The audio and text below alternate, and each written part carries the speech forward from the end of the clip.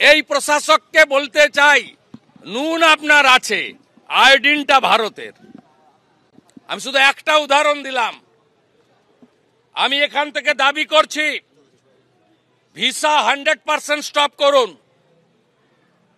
আমরা প্রয়োজন হলে একদিন অপেক্ষা করে ভিসা দপ্তরেও যাব, এখানে ভিসা সেন্টারে।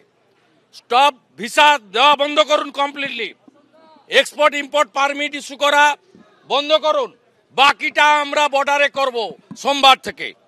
বলে দিলাম, চিন্ময় কৃষ্ণ প্রভুকে নিঃশর্ত মুক্তি, হিন্দুদের উপর আক্রমণ, মন্দির ভাঙা বন্ধ করুন।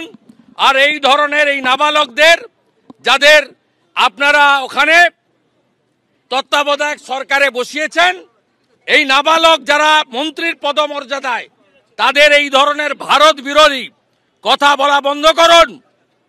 আর চিকিৎসা নেওয়ার জন্য করাচি আর লাহোরে যান, এখানে আসবেন না। উনি উনাদের দিল্লির দূতাবাসে রাষ্ট্রদূতকে জানাবেন প্রোটোকল মেনে। আমরা কালকে মেল পাঠিয়েছিলাম, সেই মেল উনারা এক্সটার্নাল অ্যাফেয়ার্স মিনিস্ট্রি ঢাকা বাংলাদেশের অনুমোদন নিয়ে আমাদের অ্যালাউ করেছেন 1+7।